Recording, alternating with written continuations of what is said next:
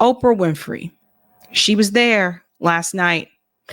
We're going to hit on a couple of parts of her speech here. She's another one. Like, Oprah has done some people dirty, and I want to explain to you why they brought Oprah there. Oprah is there not to win over Black voters, but to win over white suburban moms. A lot of Black people don't like Oprah. I don't know if everybody know this, because I think the majority of my audience are white viewers. I talked to you guys on the call in after the show. So I'm here to tell you something. A lot of Black people do not like Oprah. Oprah mainly appeals to white suburban moms. White people love Oprah, right? They love her. So that's one of the reasons why they have Oprah there, other than the fact that she is a celebrity, of course, but also because she's a registered independent. And that is to try to win over independents, which she tried to do during her speech last night. Let's go ahead and jump in here. Just going to fast forward a little bit because I think there's music at that part. Here we go. We're now so fired up. We can't wait to leave here and do something.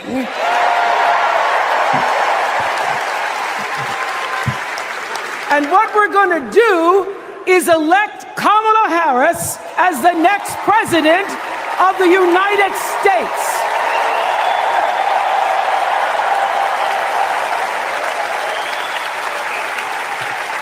I am so honored to have been asked to speak on tonight's theme about what matters most to me, to you, and all of us Americans: freedom.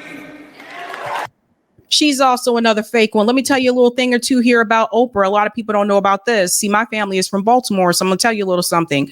Oprah Winfrey used to work for the radio station in Baltimore, Maryland. Oprah Winfrey did not have that voice. I don't know why when she is presenting, all of a sudden she develops this deeper voice. By the way, that's a little trick that they teach you in broadcasting as a woman, to deepen your voice so that people will take you more seriously. I took broadcast journalism in college. I'll let you know a couple tips. That's something that they teach you. But with Oprah, if you were to listen to how she sounded on the radio back then, or if you go back and you watch video clips of her when she was on the news in Chicago, you'll see the difference between her voice. All of a sudden, her voice just became very deep and da-da-da. It's an act. It's an act. And so is she. Let's continue. There are people who want you to see our country as a nation of us against them. People who want to scare you, who want to rule you. People who'd have you believe that books are dangerous and assault rifles are safe. That there's a right way to worship and a wrong way to love. People who seek first to divide and then to conquer. But here's the thing. When we stand together, it is impossible to conquer us.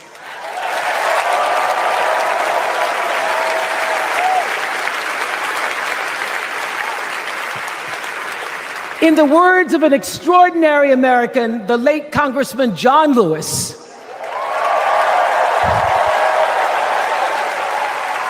he said, no matter what ship our ancestors arrived on, we are all in the same boat now. I'm sorry. I appreciate a lot of the work that John Lewis did as an activist.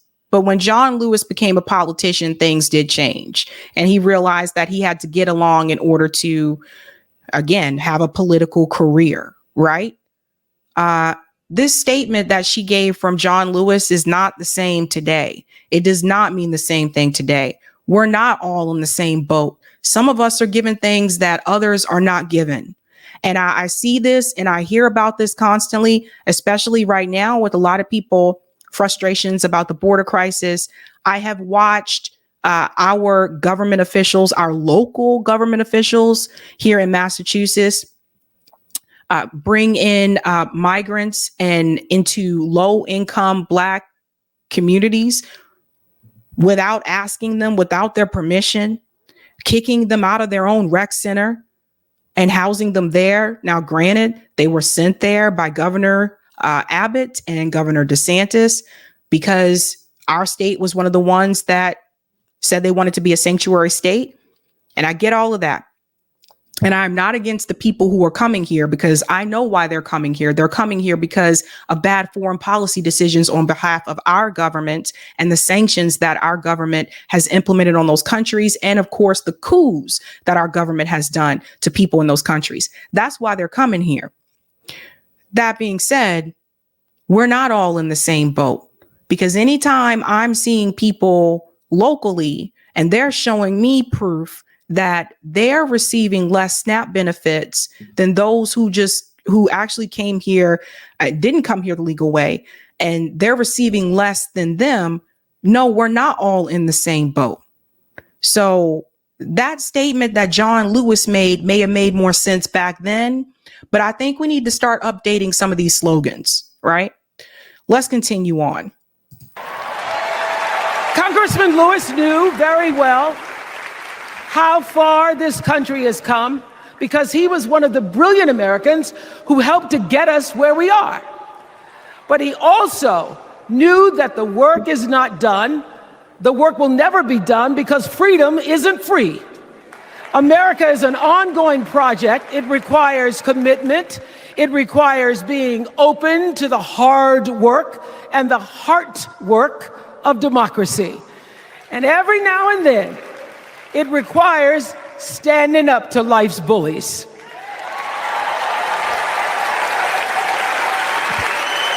I know this.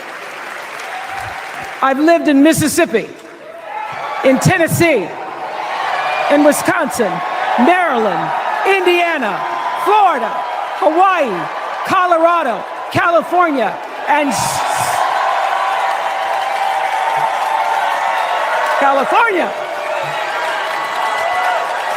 and sweet home Chicago, Illinois.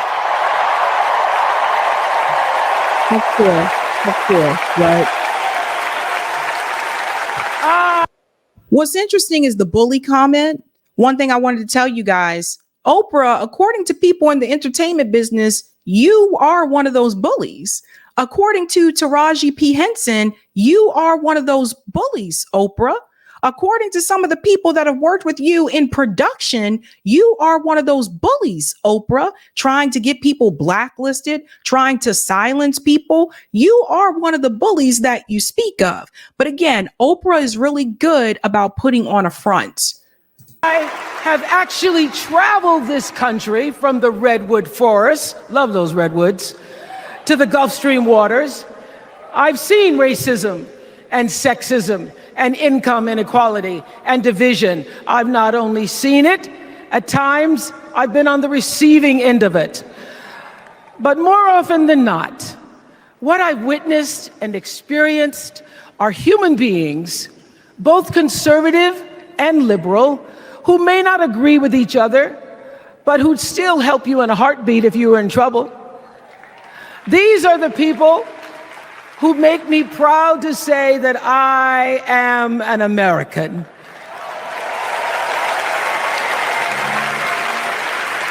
They are the best of America.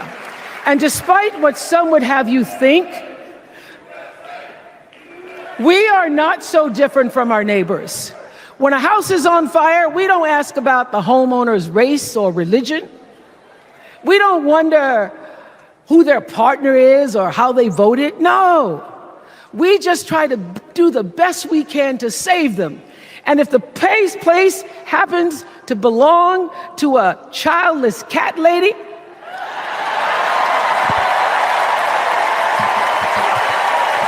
why did they do that? This part was really funny. Like when she said the childless cat lady, so that's a dig there towards JD Vance when he said going after the childless cat ladies, which is, I told you guys how I feel about JD Vance. Like it's just stupid comments. It's ridiculous. People shouldn't be punished because they're not having children. But this is the weird part.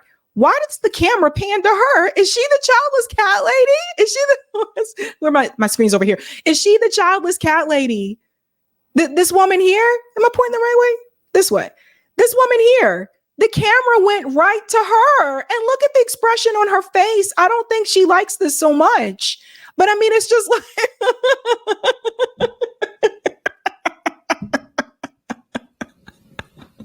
oh my God, honey.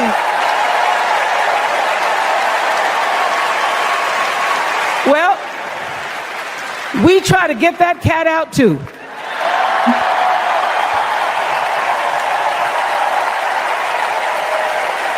Because we are a country of people who work hard for the money.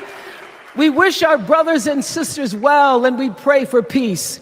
We know all the old tricks and tropes that are designed to distract us from what actually matters, but we are beyond ridiculous tweets and lies and foolery. These are complicated times, people, and they require adult conversation. And I welcome those conversations because civilized debate is vital to democracy, and it is the best of America.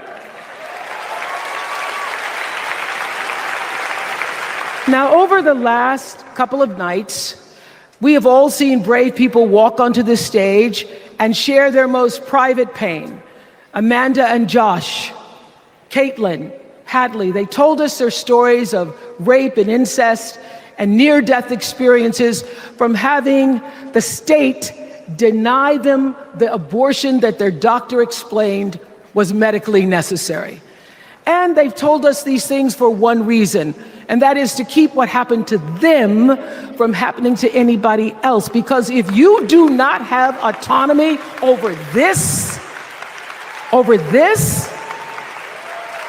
if you cannot control when and how you choose to bring your children into this world and how they are raised and supported, there is no American dream.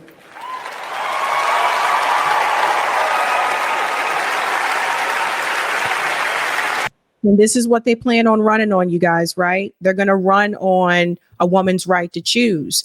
And of course, like, this is a big issue for a lot of people, but I always address it as a healthcare issue, right? Because that is still a healthcare issue. And the reality is, if you're a woman that has money or you come from money, regardless if it's banned in the US or not, you can leave the country and have this done by some of the best doctors out there. And it was that way in the past too, where women that came from wealthy families, they had the money and the resources to have an abortion, right? But women who are coming from working class families and poor families, they just don't have it. It's just the reality. So that brings up the healthcare issue again, which is why I continue to say it's a damn shame that in 2024, we don't have healthcare for everybody in this country. When you look at our partners in the West, they do have this. I've lived in countries abroad that have healthcare for everybody. And then you think about how our money is spent and that defense budget, which is over $868,000. So they always got money for war. This is how you push back on that talking point. When people ask you, how are you going to pay for it? You cut that damn defense budget. They always have money for war. They have $3.8 billion that they give to Israel every year. You cut that money. Why are we taking care of people over there and we're not taking care of people right here? That's the bigger issue. The women and men who are battling to keep us from going back to a time of desperation and shame and stone cold fear, they are the new freedom fighters. And make no mistake, they are the best of America.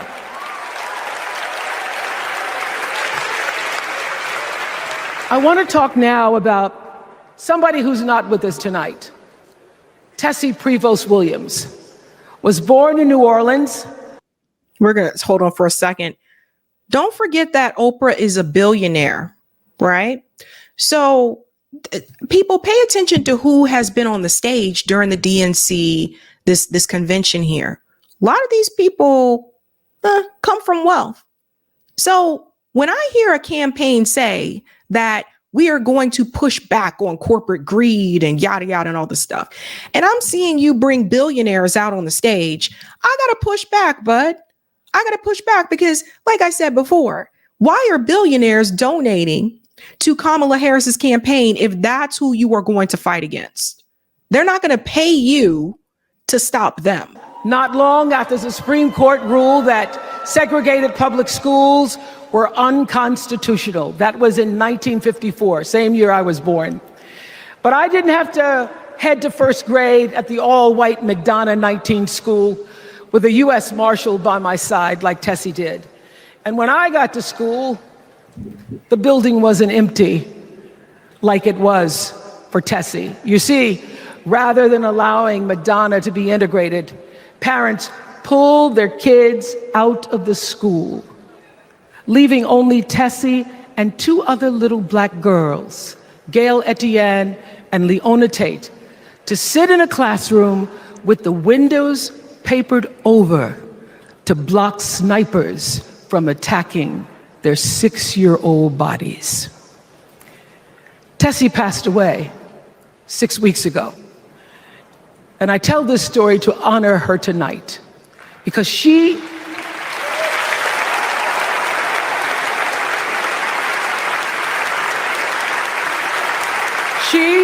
like Ruby Bridges and her friends, Leona and Gail, the New Orleans Four they were called. They broke barriers and they paid dearly for it. But it was the grace and guts and courage of women like Tessie Prevost Williams that paved the way for another young girl who 9 years later became part of the second class to integrate the public schools in Berkeley, California. And it seems to me that at school and at home, somebody did a beautiful job of showing this young girl how to challenge the people at the top and empower the people at the bottom. They showed her how to look at the world and see not just what is, but what can be. They instilled in her a passion for justice and freedom and the glorious fighting spirit necessary to pursue that passion. Let me pause here for a second, because one thing I will say is Oprah is a phenomenal speaker. You know, she is the reason why I decided to study broadcast journalism in undergrad. It was Oprah Winfrey. And there were a lot of people like me that were in that boat. And we watched Oprah and she just inspired us to take that path. She was the reason. You know, later on, I started to find out some things about Oprah. And she stepped on some people to get to where she's at. Now she did some dirty stuff. She did some people dirty. And I found out about those things, right? And then you're hearing more things about, you know, Oprah finances now. Like I told you, you don't become a billionaire unless you exploit people. And as we heard from Taraji P. Henson, Oprah has been exploiting some people. So there's that. And that being said, did you see what she just did there? One of the things that she just admitted to you is that the reason why people like Kamala Harris and her parents were able to come here and immigrate to the United States is because of the fight and the struggle of the descendants of slavery in this country prior to that. Everyone really needs to understand that. The reason why people were able to immigrate to the U.S. from places like the Dominican Republic, whether it's India, Jamaica, Kamala's dad was from Jamaica. The reason why you were able to do that is because of the fight that descendants of slavery had in this country. We fought for that. Like my great-great-grandparents fought for that. The civil rights movement, they fought for that. So by the time when you got here, when Kamala's parents got here, they missed a lot of that. Don't get me wrong. They still had busing. So there was still some busing that Kamala had to deal with that for a short bit. But the bulk of the work was already done. So Oprah just made that connection. And I don't know if a lot of people that were sitting in the audience picked up on that, because earlier in the speech, she said, we're all in the same boat, whether you were born here or you came here. And no, we're not all in the same boat, because what I want to point out again, when it comes to Kamala Harris, and this isn't Kamala's fault, but we got to say the truth. When it comes to Kamala Harris, her parents had the money to come here as PhD students. They didn't just come here with nothing. Kamala's mother, and you can find the receipts online. Kamala's mother had the money to pay for that to pay for that education to come here. And a lot of us whose parents, my great-great-grandparents, who were involved in all that fight back then, there was no generational wealth. My family had no generational wealth. You know what I mean?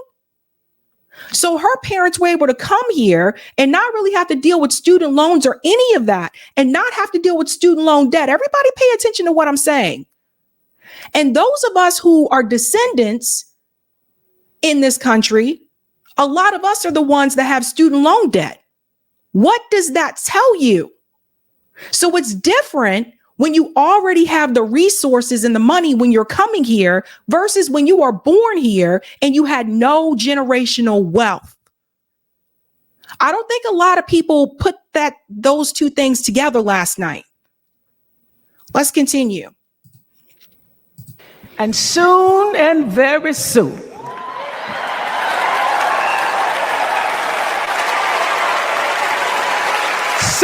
very soon, we're going to be teaching our daughters and sons about how this child of an Indian mother and a Jamaican father, two idealistic, energetic immigrants,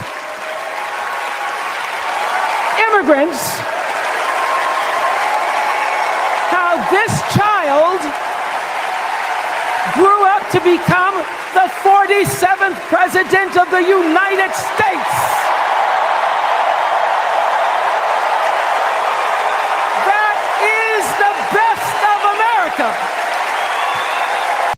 So everybody you see what's happening here again? So again, our struggles are not the same. This is not to say that she did not have any struggles. This is not to say her parents did not have any struggles. But what Oprah did is she found a way to make that connection to get the crowd riled up. And like I said, she's a phenomenal speaker. This is her wheelhouse. She's really great at this. But I think it is important to acknowledge, and I want to bring this up again. When you hear some people say that Kamala Harris is not Black, what they're saying is that she's not a Black American. Black Americans are a specific ethnic group.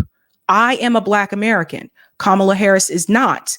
Her dad is from Jamaica. Her mom is from India. Whatever. It is what it is.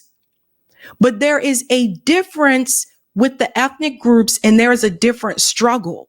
It's a lot easier to rise to that success when your parents came here with money. They came here with something. A lot of us born here, my parents didn't have it.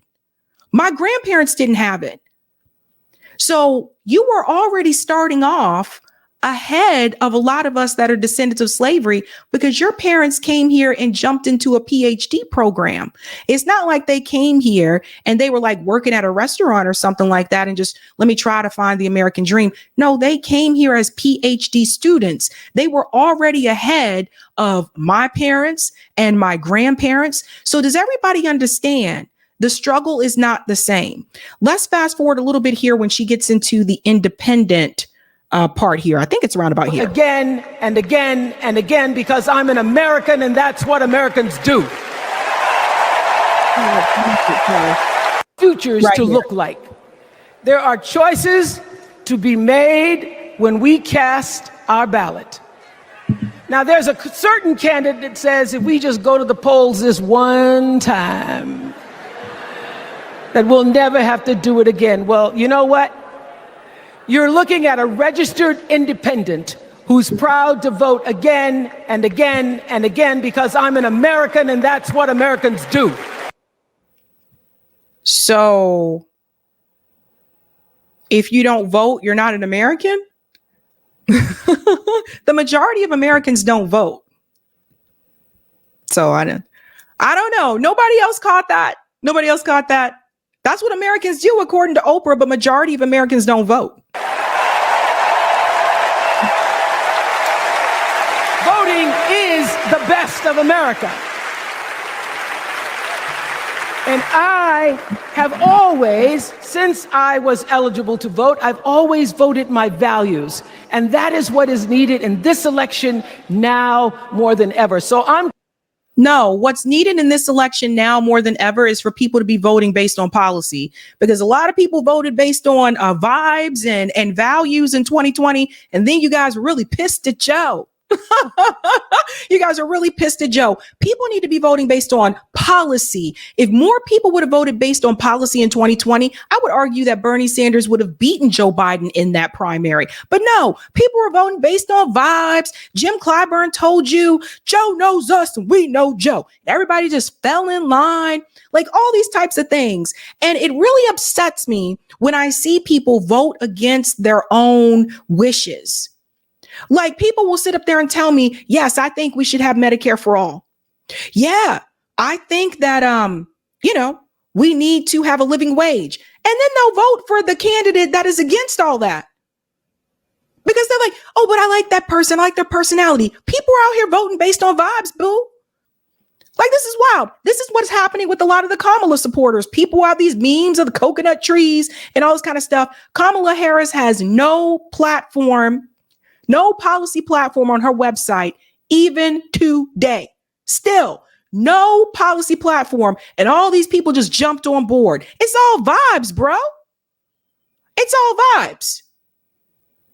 Ay, ay, ay. Calling on all you independents and all you undecideds.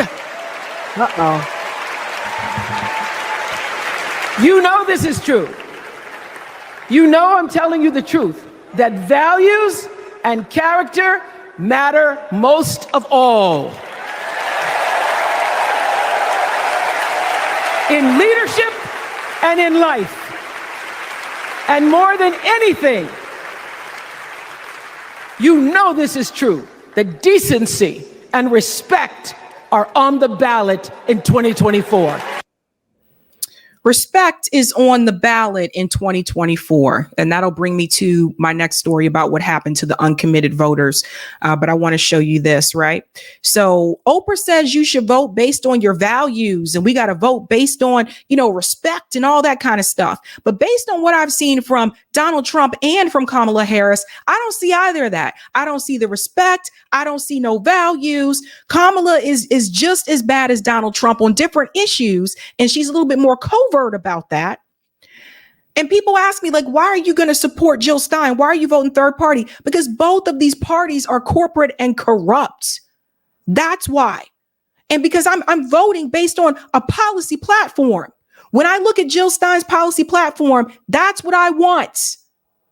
I want a healthcare system that we have healthcare for everybody in this country. I want that. I want reparations. I want those things. I want an education system, a decent education system for everyone in this country, regardless of what your zip code is. So I vote based on policy. The last time I voted based on vibes, look at where we ended up. There was the 2008 housing crisis. And that president, Barack Obama, bailed out Wall Street instead of the American people. But in particular, when it comes to the Democratic Party, they really need the black vote in order to win. So I want to show you something here from Claude Anderson, Dr. Claude Anderson. He's going to tell you why you can't just continue to do this. You can't just continue to give them your vote when they're not meeting your demands. Listen to this. Democratic Party has never explained to black people in this country that they're going to practice politics based on the simple premise of what politics is in place for. Politics is a process that decides who will get what benefits out of life. And who's going to get it and how they're going to get it. And yet the Democratic Party has never told black folk that. And so what you should be voting for out there is not for a political candidate based on his personality. Well, I like this candidate for this reason. I like that for that reason. You should be saying, I want to pick the person who's going to provide the most benefits to black people. They're not going to provide any benefits to black folk. Why are you voting? You go to the supermarket and you go in there and you starve to death. You need some groceries. You go to the supermarket, walk up to the cashier and give him $50. Say, I'm buying $50 worth of food. And you don't have to give me anything for it. Just take the $50 and I'm going back by my business. See, that's what the Democrats are doing. And black people don't understand that the Democratic Party has never, ever done anything in the history of this nation to be effectively do something for black folk. Democratic Party is negligent. They're using black folk to pimp and hustle black folk. Why am I saying that? Because the Democratic Party right now is made up, their voting strength comes from black people. Black people make up about 38 to 40% of the Democratic Party. and yet they never get anything out of it. Not one penny is sent to black folk to repay them for putting a candidate in office. Now, black folk want to play and win. As I said, they should get out of both parties and go start their own party. Quit running around voting for people based on personalities. And because he's associated with this, he's associated with that. If you haven't done anything for black folk in approvable, measurable terms to elevate the quality of life and the wealth holding for black folk, don't vote for them. Don't vote for anybody who won't support you. And so right now, don't listen to the ministers or civil rights leaders or any water-leg politicians that won't stand up for you. Dr. Claude Anderson, dropping the mic, keeping it real, keeping it 100. Thank you so much for that. Again, you're not getting anything out of your vote, so why continue to do that?